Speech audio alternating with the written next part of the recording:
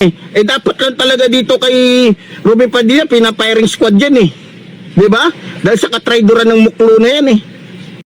Ang tapang mga kababayan. Panoorin nga natin kung kanino ito humihiram ng tapang mga kababayan. Ito po ang video. Ako. Panoorin natin ang buo. Baka nakalimutan ninyo. Ha? Na si Epifanio Labrador, ang kakampi nito ay gobyerno. Ha? O nga. Sino sa gobyerno? Sino sa gobyerno? Ito, ipagtatapat niya mga kababayan kung sino daw ang kakampi niya sa gobyerno. Pala, bagong lahat, bago ko makalimutan. Salamat nga pala kay Congressman Romualdez sa iyong hindi ko akalain, sa totoo lang, hindi ko na iniisip na maalala ko ni Congressman Romualdez. Pero salamat po sa 200,000 na binigay mo sa akin bilang tulong.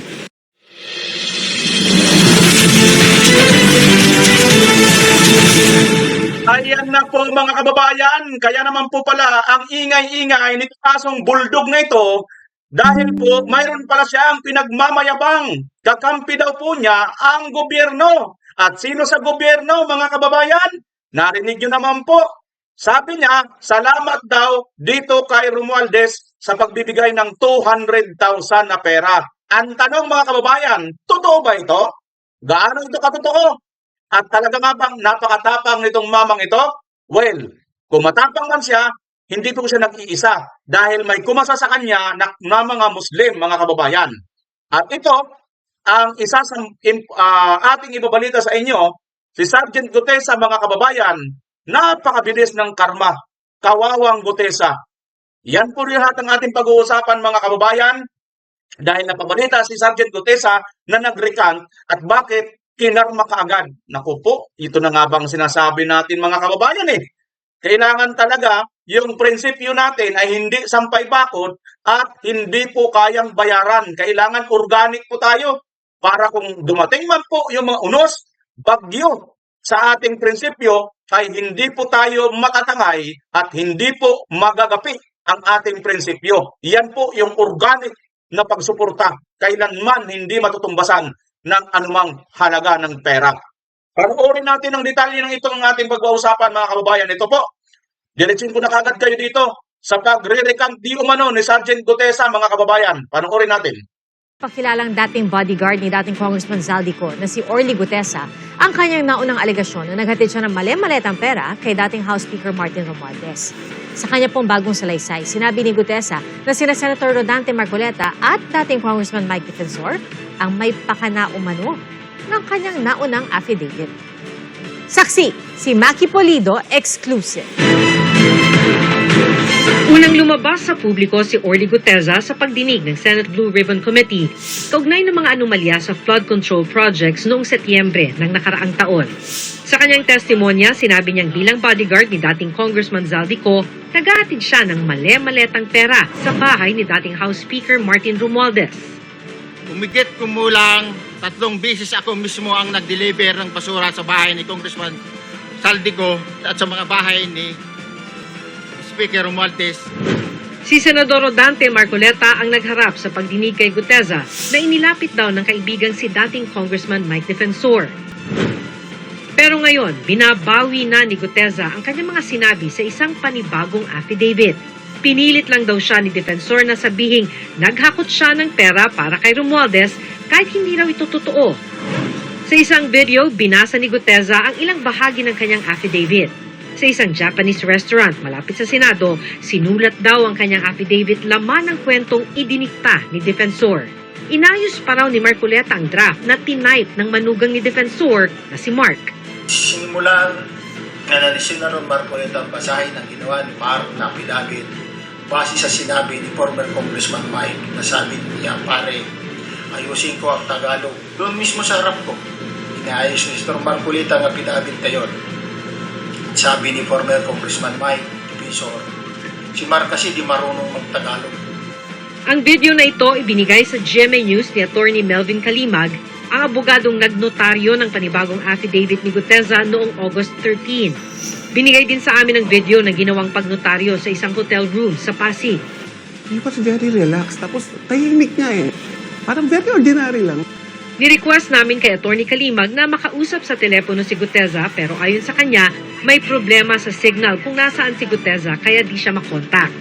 Sa kwento ni Guteza sa kanyang affidavit, narinig daw niya ang usapan ni na Defensor at Marcoleta tungkol sa pera. Sabi ni Congressman Mike, basahin mo na muna, ikaw na ang bahala kung pwede yan. Sabi niya, pari, 150 million lang, masaya na tayo. At ang matapos siyang basahin ng affidavit, sabi niya, ito na yung missing link na hinahanap natin kasi puro sila Saldico at ikaw lang ang makapagbabanggit kay former Speaker Martin na di-deliver ng pera. Pinangakuan daw siya ng pera at scholarship sa mga anak. Pinilit niya sa akin na ako na lang sabay sabi na basahin mo lang yan at mababayaran mo na naman. Ako ay napilitan na sabihin para sa kanya, sige po sir, ito ang paraan para makatulong ako. Magawa ko dyan sir. Kaya lang sir, inaalala ko lang ang pag-aaral ng mga anak ko. Nag-promise ng CAS at educational scholar si former Congressman Mike Defensor. Kinabukasan, bago sumalang sa Senate Blue Ribbon Committee hearing, kinausap pa raw siya ni Marcoleta at sinabihang huwag lilihis sa nakahandang affidavit. Kaya nang mag-adlib daw siya sa pagsalang sa hearing, napagalitan pa siya ni Marcoleta. Paulit-ulit na sinasabi na voluntaryo ang aking gagawin at tinuturuan niya ako na kung ano lang ang nakalagay sa affidavit na ginawa ni Marag na asawa ng anak ni former Congressman Mike Defensor. Yan lang mag-focus. Sinagot ko, opo sir. Pagkatapos ng Senate hearing, hindi na raw siya muling kinontak ni na Defensor at Marcoleta. Doon ko natansya na ginamit lang talaga nila ako sapagkat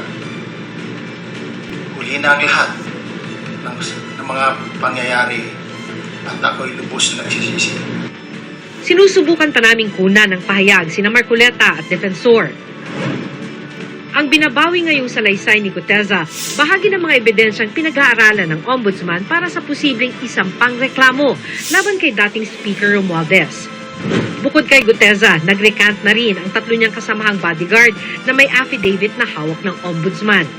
Hiningan namin ang Ombudsman ng reaksyon pati na kung ano ang epekto nito sa case build-up laban kay Romualdez. Pero hinihintay pa nilang magkakopya ng affidavit ni Guteza bago sila makapagbibigay ng komento. Ako si Kanyang, may napansin ba kayo kay Gutesa mga kaubayan? Tsura ni Gutesa, no? Parang tawagin sa amin sa mga waray, parang nanhupong, parang manas, no? Sa Tagalog yan, manas. Parang namanas, no? Hindi po sa ano ha, ito physical ano lang to. Physical na analogy lang natin sa kanyang tsura. Parang sagana sa tulog, kaya namanas, no? Di ba? Napabalita ito mga kababayan. Di ba nga, nauna na itong binalita ni Senator Amy noon na sinasabi nag-recant na ito dahil tinago na ito, pinilit na, tapos tinakot na yung mga kapamilya, mga kababayan, di ba? May mga ganun na pabalita noon eh. At hindi na natin ito nakita si Sergeant Gutesa mula noong nagsalita siya dyan sa Senado. At mula noon, nawala na po, wala na tayong kontak, at napabalita nga na tinatakot na ito pati kanyang pamilya, mga kababayan. At ito na nga ngayon, sinasabi ni Senator Amy na mayroon nga pong nanakot dito, nag-recant na ito, tapos ayan na nga. Mukhang tumutugma mga kababayan, kasi ito po kanyang hitsura, no? Parang hitsura ito nang hindi na po nakakalabas ng bahay eh. Di ba mga kababayan, para bagang hindi straight, ewan ko kung pwede pa, possible ba yung ganyan. Basta parang nanhupong eh. Alam mo yun, namanas.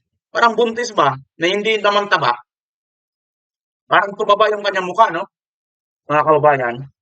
Yan, isa ko lang napansin yan. Pero, Sergeant Gutesa, naawa ko. Hindi po kami galit sa iyo, Sergeant Gutesa, no? Kasi maaari, mayroon ka talagang malaking rason kung bakit mo ito nagawa ngayon. At alam ko rin naman, naniniwala ako doon sa una mong rason. Kasi ikaw mismo may sabi na nakonsensya ka eh. Dahil mayroon kayong kasama na mga nagde-deliver ng pera na mga nabiktima ng flood control or ng mga dahil doon sa pera na yun, sa dinedeliver ninyo dahil sa hamon ninyo sa Saldico, ay may mga kasama kayo na napiktuhan sa mga pagbaha. Kaya ka nakonsensya, kaya ka lumabas. Yun yung sabi mo noon eh. At mukhang kahit nagbabasa ka, comparison ng mga kababayan, doon sa Senate at saka dito, mas may puso yung kanyang pagsasalaysay doon sa Senado kisa ngayon. Okay, kayo, kung sino rito yung mga psychology graduate, yung nakapag-aral na psychology, di ba? Pansinin nyo, parang walang buhay. Parang nagbabasa lang itong si Sergeant Gutesa dito sa kanyang affidavit na ito na pinalabas dito ng GMA, di ba? Parang nagbabasa lang, parang wala lang. Pero yung nandun sa Senado, yun, nasa puso niya yun.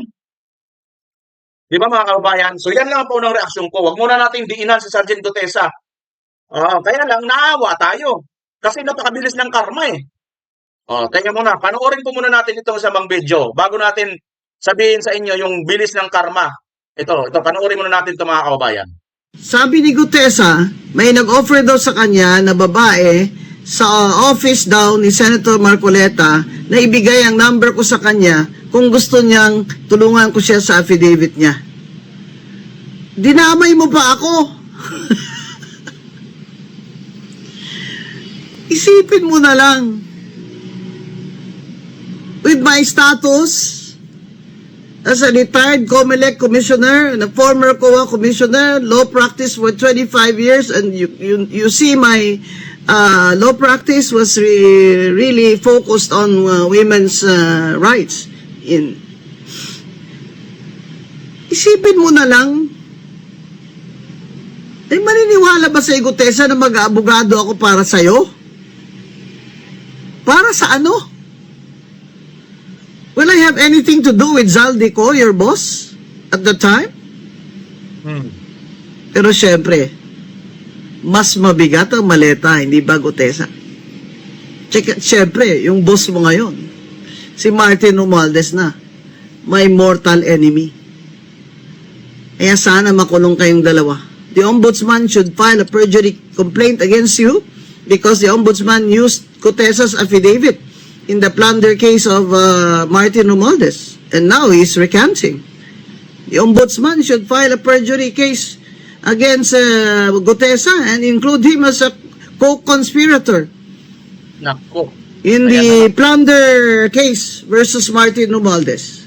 Tingnan mo lang kung makulong mo yan, ombudsman, kung hindi ba yan iiyak. Gutesa is undermining the authority of the ombudsman. The ombudsman used his affidavit in the case against Romualdez, and now he's recanting. He's now turning around and saying na hindi siya nag-deliver ng maleta kay Martin Romualdez. Yung boss mo, si Martin Romualdez, Gutesa, mortal enemy ko yan. Makukulong din yan. Ikulong na si Martin Romualdez. Nako po, Sergeant Gutesa, ito na nga sinasabi natin, di ba? Mukhang imbes ang problema ni Sergeant Gutesa noon ay ito lang na maaaring mga ibinulgar niya, ito nga si Martin Romualdez. Abay, ang problema niya ngayon yung taong bayan at yung iba pang mga tao na dinamay niya at itong gobyerno rin ngayon, lalo na nga si Ombudsman Remulla. Dahil si Remulla mismo, ginamit yung kanyang statement, kanyang affidavit para sampahan ng kaso si Martin Romualdez.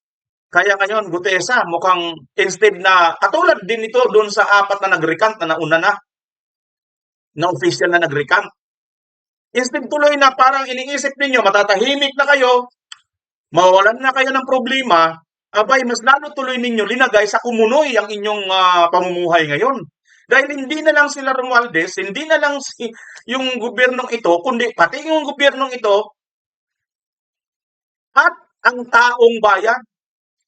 Yan ngayon at ang inyong future, yung family future nyo pagdating ng araw. Makikita ng mga anak, mga apo, mga kamag-anak ninyo na hindi pala kayo credible witness dahil pabalik-baliktarin pala kayo.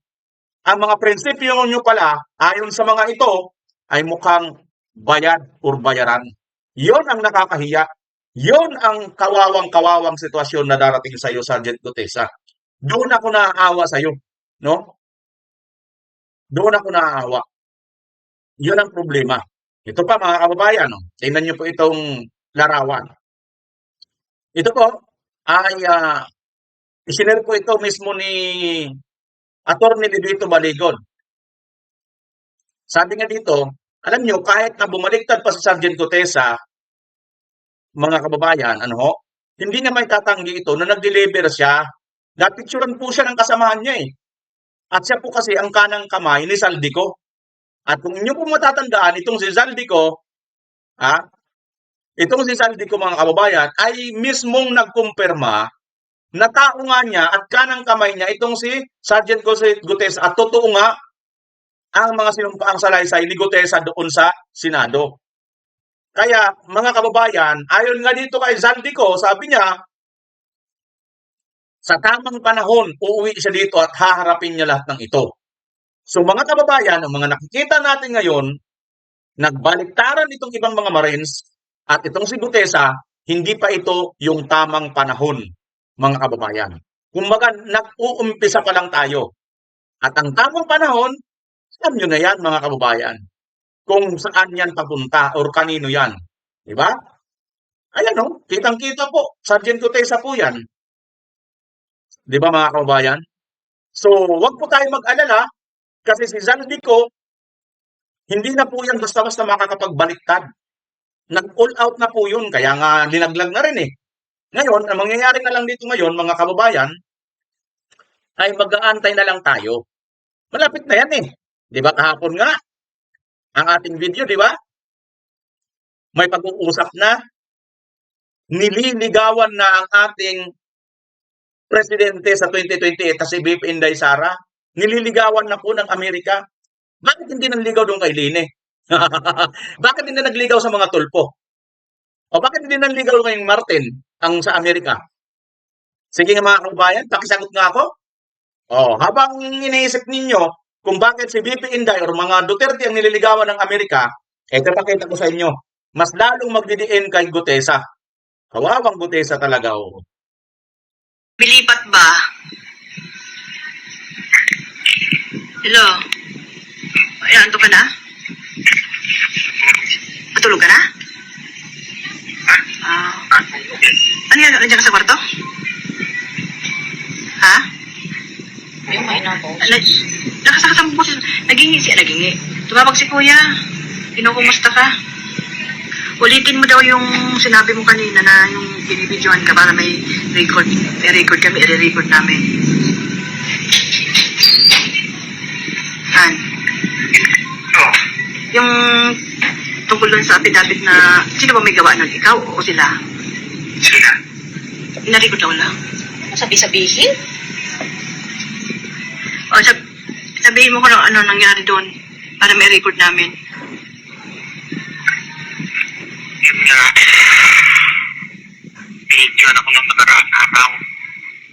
Tapos pinasa ko yung statement na may mga sinigit silang na hindi naman totoo.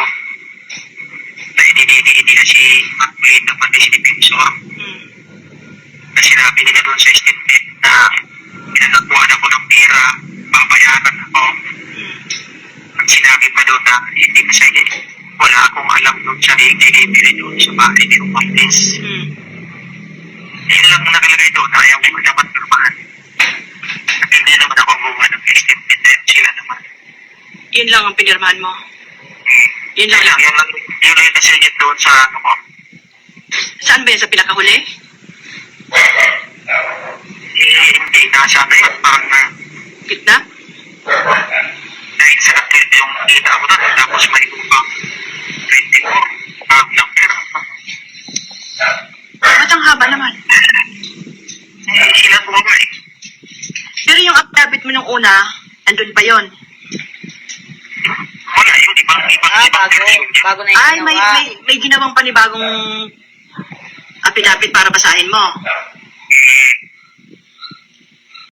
Kaya na mga kababayan, ito po ay conversation ng asawa niya, ito ni Gutesa at saka si Gutesa mismo.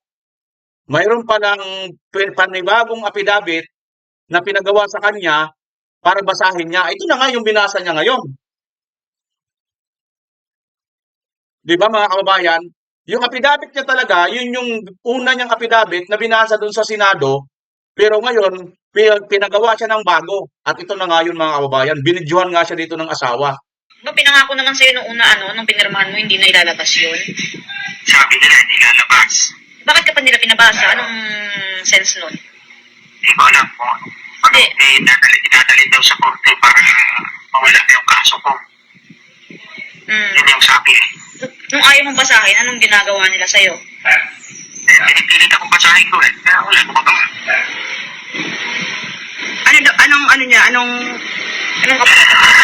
Anong kapalit ng Ayan na mga kababayan, pinipilit daw si Gutesa na basahin niya yung ikalawang affidavit na gawa na nila. Oh. Ito pa, ano daw ang kapalit niyan? Kung babasahin. Anong ginagawa nila sa'yo? Pinipilit akong basahin ko eh. Kaya wala ko magawa.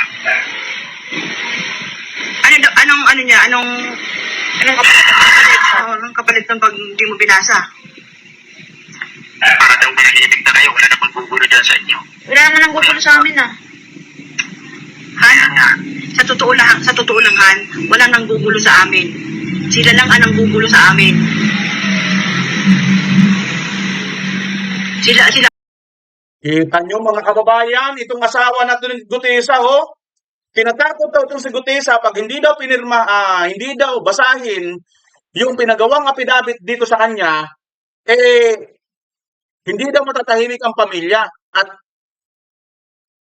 may nanggugulo. Sabi naman itong asawa ni Gutesa, wala naman nanggugulo sa amin, sila lang naman. Sino yun? Yung nagpagawa ng ikalawang affidavit na itong nang ngayon, yung binasa ni Gutesa ngayon na ipinalabas na ngayon dito, ito yon. Yan na yun mga kababayan. O tuloy. ang gumagawa ng paraan para manggulo. Sila nananakot sa amin eh. Kaya sabi ko sa'yo pag nakaraan. Gusto ko nang gulo-gulo na yung utak ko eh. Hindi na ako makatulog. Mag-ano ka muna, bago ka matulog, mayroon ka muna marigang na tubig. Para ma-relax yung muscle mo. Anak. Pag sinabihan ka na palabasin ka dyan, mag-text ka sa akin ha. Ano mo agad sa akin, text mo agad sa akin. Kung sa kalaliman, pabantayin mo lang sila doon kung may hearing ng korte, pabantayin mo na lang sila sa sini. Babantay talaga sila doon. May isa sa loob, may isa sa labas. Tatlo yan, tatlo daw. Kasi pag pinalabas ka, may kontak na kami doon sa loob. Doon ka na lang muna sa loob. Hindi ka na lalabas doon. Hindi ko alam kung paano nila sa akin.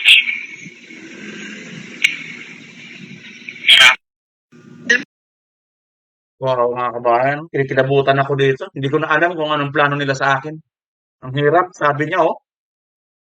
Nabanggit niya mga kababayan, kung magkakaroon ng hearing sa 14, di ba yun yung 14 mga kababayan na naudlot?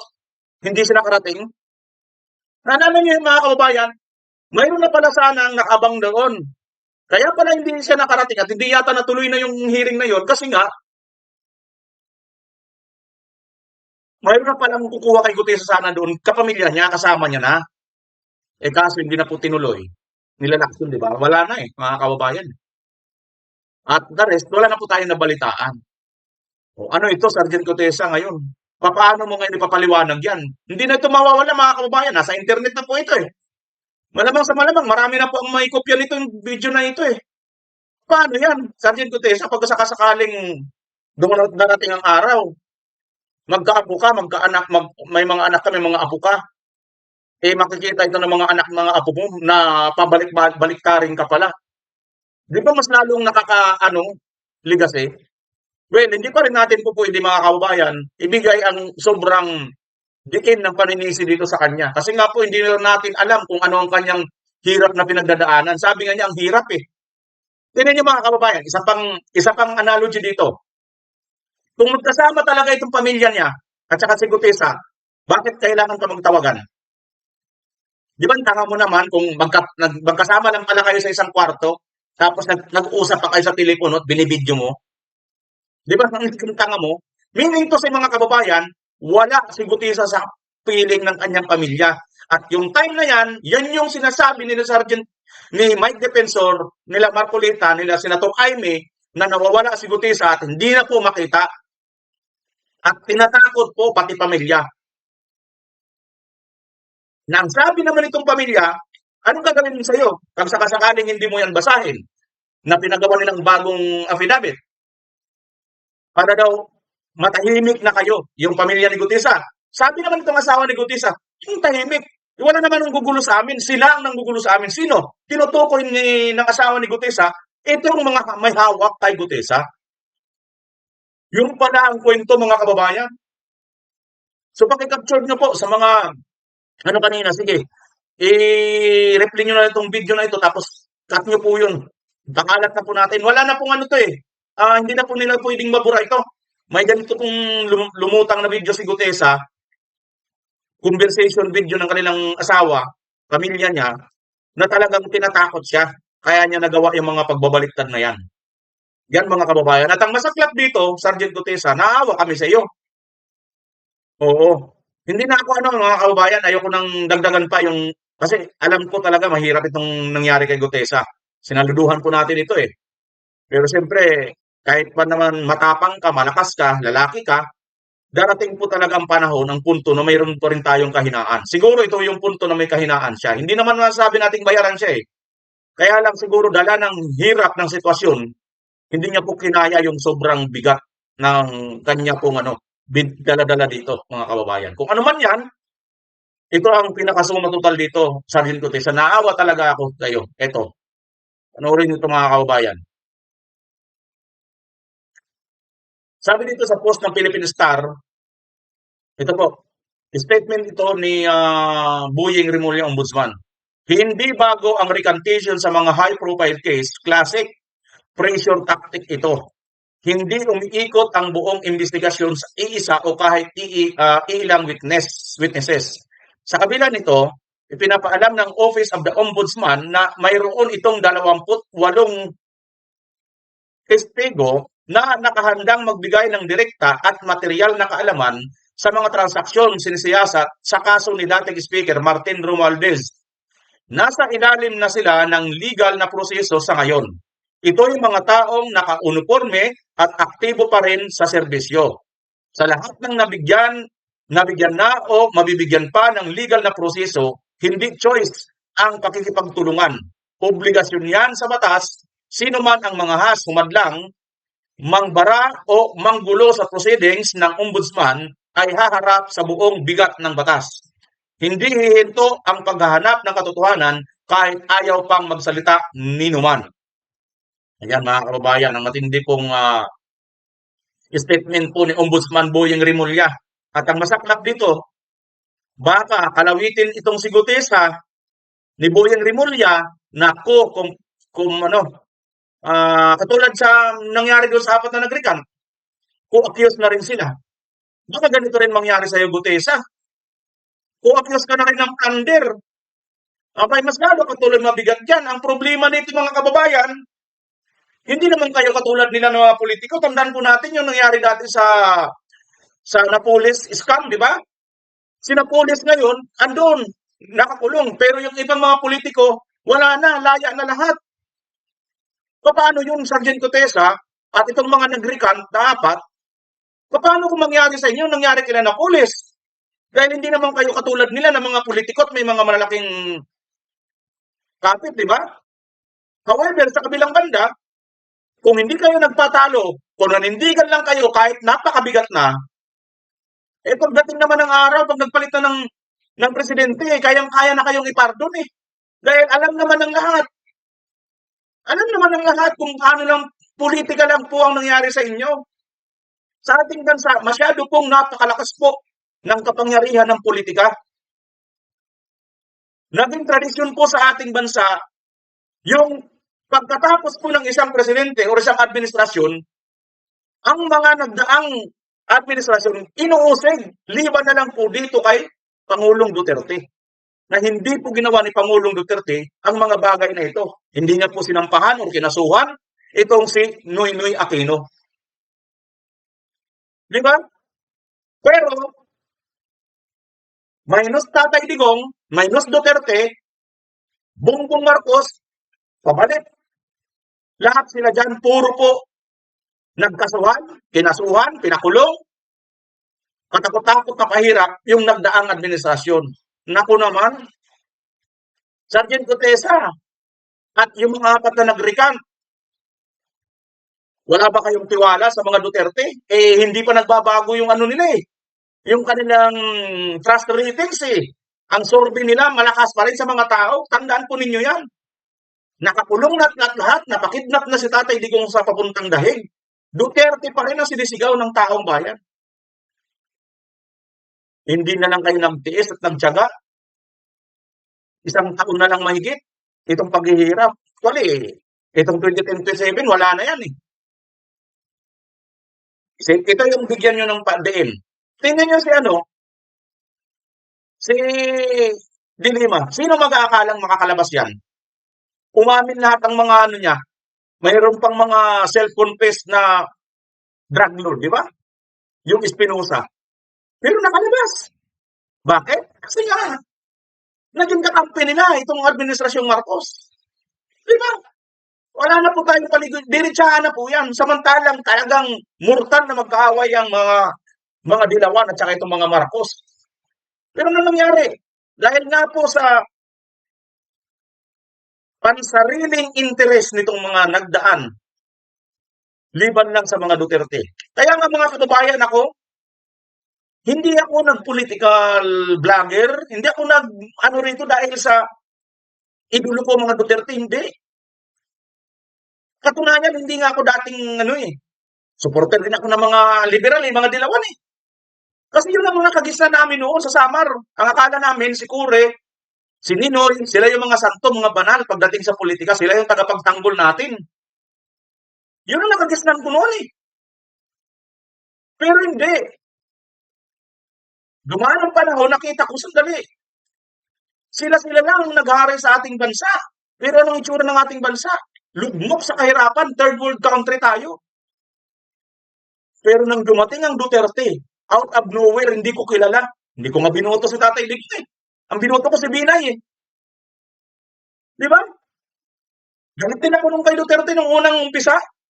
2016, 2017, galit din ako. Pero nung makita ko na, sandali. Yung mga hold-upper sa Maynila, sa Recto, sa Avenida, sa Quiapo, sa Baclaran, sa Cubao, sa Monumento, sa Divisoria, yung mga magnanakaw, mga hold-upper, abay nawala. Yung mga adik, kung saan-saan, nawala. Yung kapitbahay namin na nahimik. Kung hindi nakulong, nagparehab na bago. Sandali ha. Wala na madalas yung dati, mayat maya, may hold-upan sa jeep. Sa bus. Nangawala ito noong mga panahon ni Duterte. Sandali, naisip ko, sabi ko, teka lang. Kakaiba itong Duterte na ito ha. Sinasabi nila hindi maganda. Pero bakit? Ang ganda ng epekto. Kaya pa, pero mo, walang pakalat-kalat sa kalsada na nagiinuman. Di ba? Wala na. Naging disiplinado. Naging maluwag ang mga daan kasi inadapt ni Tatay Digong, pinaanon sa buong Pilipinas, ang katulad na ginawa ni Mayor Isko noon sa Maynila, na nalinis niya talaga ang Maynila noong panahon ni Mayor Isko. Kaya pumilig si Tatay Digong. Kaya kinopya ngayon yan sa buong Pilipinas. Ayun na. Maayos, malinis. Sabi ko, sandali. Iba itong klaseng presidente na ito. At ang isa pa sa kinahangaan ko mga kababayan, yung pandemic na hindi akalain sa buong mundo, hindi lang sa Pilipinas. Walang economy. Sarado lahat. Pero nabuhay tayo, may ayuda tayo, at higit sa lahat, tuloy ang Belt build. At ang isa sa pinakamaganda talaga, nakaramdam tayo ng ginhawa sa mga paligid-ligid, mga kapitbahay natin kasi wala tayong kinatatakutan na maya't maya mayroong adik na bigla na lang manggagahasa, mangre-rape. Anak, magulang, bata, matanda, babae, butumboy, bakla, lahat. Walang pinipili pag adik. Kaya noon mga kababayan, sabi ko, ito, pwede pala. Yan, yung realization, hindi kayang bayaran yan mga kababayan. Hindi yan po pwedeng tumbasan ng kahit anong halagang pera. Kaya doon ako naaawa dito sa mga nag-recant. Ano pa ang kanilang maiharap sa kanilang mga anak balang araw? Makikilala silang mga baliktarin, mga sampay bakod ang mga prinsipyo at paninindigan. Mga sinungaling. Hindi naman po pwedeng lahat ng kanila sinabi totoo eh. Kasi baliktad yung una niya sinabi sa ikalawa niya sinabi. So sinungaling talaga. Di ba? Sorry, Sergeant Gutesa, naawa kami pero wala talaga eh, ganun ang buhay. Kung nagpakatatag ka lang sana, hindi ka sana tumulad sa isang asong ito. Tingnan natin tong isang asong ito mga kababayan kung anong kanyang pinagsasabi. Dapat lang talaga dito kay Ruben Padilla, pinapiring squad yan eh. Di ba? Dahil sa katraidoran ng muklo na yan eh. Gago, no? Paano naging katraidoran? Di ba? Itong bulldog na to, bulldog pang bulldog yung kanyang face mask, oh. Hindi, pang-aso talaga eh. Tamang-tama talaga sa kanya. Mabuti naman tama lang din ang kanyang ginawa, no? Pang-aso din ang kanyang face mask. Sakto eh, no? Di ba? Pero hindi na tayo magano alam niyo naman nagtutulong-gesan lang naman. Alam mo nagtutulong-gesan lang yan dahil pareho sila nagagamitan. Ito mga muklo na pagkakapirahan nila si Robin. Ito namang mga muklo nagagamit ni Robin. Talagang gano'n, nagagamitan lang sila. Pero kung sila ay parehong walang silbi sa isa't isa, hindi naman magkikita yung mga yan eh. Dahil parehong utak dalungdong yung mga yan eh. Di ba? So ganun pa man, sa mga kababayan natin, magdiwang po tayo sapagkat nalalapit na yung katapusan ng kanilang poon. Yan, siguro ang sinasabi nito mga kababayan, na katapusan ng kanilang poon, baka ang sinasabi nito ay ang impeachment. Baka yun ang kanyang ipinagmamayabang mga kababayan. Dahil pipilitin talaga nilang i-impeach ito si BP Inday Sara. Ano? Yun ang kanilang pinagyayabang siguro nito. Tuloy natin, ito pang kanyang video. Kung gusto nyong malaman kung nasaan yung exact location ko, yan. Nasa lugar po ko ng Zamboanga, Sibugay, Ipil. Nasa bukid po ako ng Timalang. Doon ako umuwi palagi, Timalang. So ngayon, nasa kampo kasi ako dahil nga sa, alam niyo naman, may obligasyon din tayo tulad ng sinasabi ko. Sigurado ka bang nasa kampo ka ng Philippine Army? O nasa kampo ka ng mga corned beef? Kasi di ba yung mga corned beef mga kababayan, vlogger na rin eh. Naalala nyo? Vlogger na rin ng mga corned beef. At pwede rin sila magsuot ng mga ganitong damit. Kasi alam ko mga kababayan, ang ating pong mga kasandalawan, wala pong face mask ng bulldog, ng aso. Hindi po suot nila ito eh. Mga kababayan, hindi po ito suot ng mga, hindi po aso ang ating mga militar. Kaya kung ako rito, yan si maingay yun eh, isang Colonel Kabunok ba yun? Baka naman pansinin nyo ito, Colonel Kabunok, tama ba itong kasuotan? Tama ba itong ginagawa nitong mamang ito? Na sinusuot niya yung official uniform ng Philippine Army? Dapat magsalita rin. Total, maingay din naman yung si Harold Kabunok, di ba, si Colonel? Baka naman, Colonel Harold Kabunok, baka pwede mong pakipuna ito. Totoo ba? Tama ba? Totoo ba na itong mamang ito, naka-platter attire ba yan? Yung pagsusuot ng pang-bulldog, yung face mask ng bulldog, aso? At yung Philippine Army na yan? Enlisted nga ba ito? Sundalo nga ba ito? Diba? Kasi madaldal yun eh. Yung colonel na yun eh. Lahat niya, halos lang, maraming pa yung pinupuna yun. Baka naman, hindi pa niya ito nakikita. Colonel, baka naman, pwede mo itong pakipuna. Kung totoo nga ba, ha?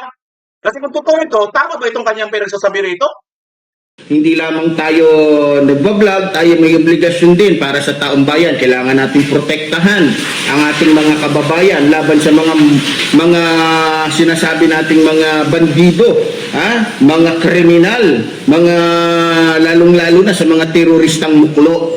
O, yan po ang binabantayan natin dyan, yung mga teroristang muklo na sabi ko nga, pagka ito kumilos ng hindi maganda, lalong-lalo na election dyan sa barn, yan po, isa sa binabantayan namin yan. Kaya sabi ko nga, gumalaw-galaw lang, hindi maganda itong mga muklong ito. Ay, number 1 na ako, iisa-isahin ko itong talagang, ewan ko lang, baka pagkasyahin ko sa isang mobile o sa isang 6x yung 1,000 muklo, no?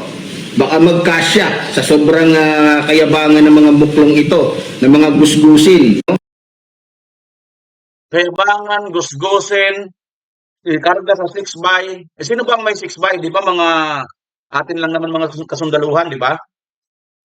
Wala naman siguro 6x6 itong mga itong mga corn beef, di ba? Nasa kabundukan lang naman. Kaya lang mga vlogger iba dyan eh. Makaisa ito mga kababayan, Total, di naman ito nagpakilala eh. Isa pa matapang daw siya, napakatapang magsaralita. Yung tapang mo, humiram ka lang sa mukha ng bulldog eh, aso eh. Hindi mo nga binubuksan yung mukha mo eh. Hindi yan totoong tapang. Mamaya pag nakita ka ng isang kapatid na Muslim, harapan eh, baka isang pitik lang ng bayag mo eh, tumakbo ka na atulin eh. Di ba? Kasi kung matapang ka, abay, hindi ka kung ano-ano pang parang magsasabi ka, isang 6x, binabantay, ano yun? Tapos obligasyon, sundalo? Hindi ka nga sundalo eh. Sige nga, ipakita mo yung badge mo kung sundalo ka ba talaga. Ngayon, ang mga gumagamit ng mga ganyan, malamang sa malamang, corn beef yan, MPE yan. Di ba mga kababayan? Sa mga MPE, hindi imposible kasi nga mga balager na rin yung mga animal. Di ba? Yung mga nagre-recruit ng ating mga kabataan para dalhin doon sa bundok. No, akala ko talaga. Na si Epifanio Labrador, ang kakampi nito ay gobyerno. Oo nga pala, bagong lahat, bago ko makalimutan. Salamat nga pala kay Congressman Romualdez sa yung hindi ko akalain, sa totoo lang, hindi ko na iniisip na maalala ko ni Congressman Romualdez. Pero salamat po sa 200,000 na binigay mo sa akin bilang tulong, no?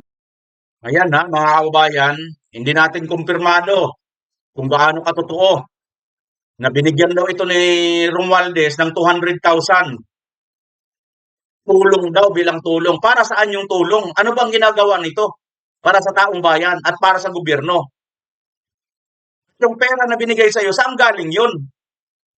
Kung totoo yan mga kababayan, at kaya ba boy, malakas ang loob mo? Kaya ba nanghiram ka ng tapang sa mukha ng asong bulldog? Hindi niya ito kamukha ito mga kababayan, hindi yan ang mukha niyan. Mayroon na akong nakita nitong picture nito nung araw eh. Alam ko kasi nung araw, nag-ipal-ipal na rin ito eh. Ipal kasi ito mga kababayan. Parang ito eh, version ito nung namatay, yung pinatay na vlogger ni Marcos. Ka-version ito. So ngayon mga kababayan, paano ito? Saan galing? Totoo ba yan na si Romualdez ang nagbigay sa'yo ng pera? Akala ko talaga nalimutan mo na ako. At salamat dahil sa binigay mo sa akin na tulong, masisecure ko yung aking kumbaga masosolve ko o nasolve ko yung aking problema. So Yon. Kaya doon sa binigay na tulong, nasolve niya ang kanyang problema. Ano kaya ang problema nito mga kababayan? Di ba dati, nung una nating naraksyonan nito, nagmamakaawa ito kay humingi ito ng tulong kay Marcos at saka kay BBM at saka kay Romualdez. Nanghihingi ng pansin, saan mapansin daw siya, kahit magkano lang. kahit 1 milyong kaso pa, hindi rin yan tatalab sa akin. No, dadaan mo na siguro yung 1,000 presidente bago nyo ako mahuli o bago ko makulong. Yan lang ang masasabi ko. Pagka ganyan, hindi kaya MPE nga ito mga kababayan? Kasi Hindi po basta-basta nakukulong mga NPA, katulad na lang ng founder nila no, namatay na lang doon sa Netherlands. Mula ng, di ba, parang pinalaya yata ni Cory yun eh. Hindi na yun nakulong mga kababayan. Ito nga, NPA itong animal na to. Anyabang ano? Kahit 1 milyong kaso pa, hindi rin yan tatalab sa akin.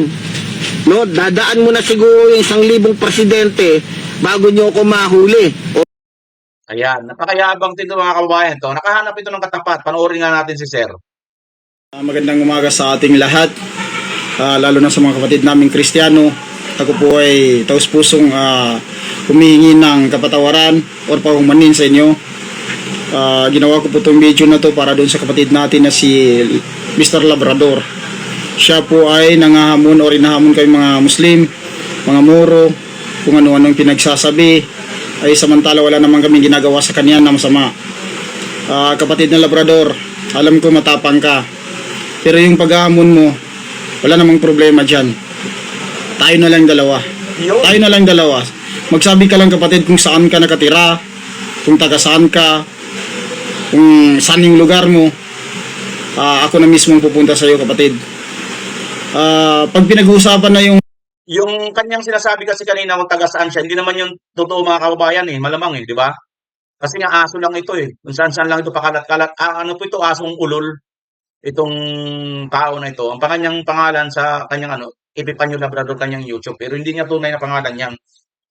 Ang totoong pangalan nito ay asong ulol o askal. Kaya pakalat-kalat. Kaya alam niyo naman, pag asong ulol, di ba, bumubula ang bibig. Kaya siguro, naka-face mask to ng ganyan kasi bumubula ang bibig nito, no? Kaya siguro mga kababayan. Kaya hindi makapaglabas ito ng mukha niya. Di ba? Matapang ako eh. Pero ang tapang niya, di ba? Ewan ko dito sa mga ito. Ako sabi nga nila, lalo na sa Maynila, sa Maynila, by the way, kuntingan lang, lang mga kababayan. Dati, muntik na ako mapatrubol dyan sa Divisoria. Nagtitinda ako dati dyan ng takatak, sigarilyo ba, ganun. Yung naririnig niya sa Divisoria, kung nakarating na kayo doon. Takatak, mga ganun, di ba? Yan, titinda ako niyan, madaling araw. Nilapitan mo naman ako ng isang adik-adik na matangkat na lalaki. Natingin siya sa akin. Tapos, kukursanahin talaga ako, babanatan ako. Kaya lang, siguro dahil nga sa bago-bago lang ako noon, tutoy na tutoy ako noon eh. Bagong salta sa Maynila. Siguro, puntong-punto talaga, Bisaya, di ba? Waray, matigas. Alam niyo naman, kami mga Bisaya, di ba? Nahalata niya siguro na hindi ako tunong Manilinyo, Tagalog. Siya, Tagalog talaga siya eh. Yung diction niya. Tinanong niya ako, sabi niya eh. Bago niya ako banatan siguro, kurusanadahin, nakipag-usap muna sa akin. Kasi pinapalis talaga ako. Pinapalis niya ako kasi nga may nagrereklamo daw sa akin. Kapwa ko lang din ng tatak-tatak. Naagawan ko daw. Hindi ko naman inaagawan dahil sa likod ako eh. Pinapalayo ako. Hindi ako lumayo. Sa pag-uusap namin, nahalata siguro nga na Bisaya ako. Taga saan probinsya mo? Sabi niya. Kaya gano'n. Sabi ko, taga Samar ako, Waray. Ay, ganun ba? Biglang nagbago ang tono. Waray din ang nanay ko, sabi nga. Ay, nakipagkwentuhan na lang sa akin. Nangamot na lang yung gustong pabanatan ako. sabi kasi nila, lalo na sa Tondo, Divisoria, ang mga Moray daw ay talagang matatapang.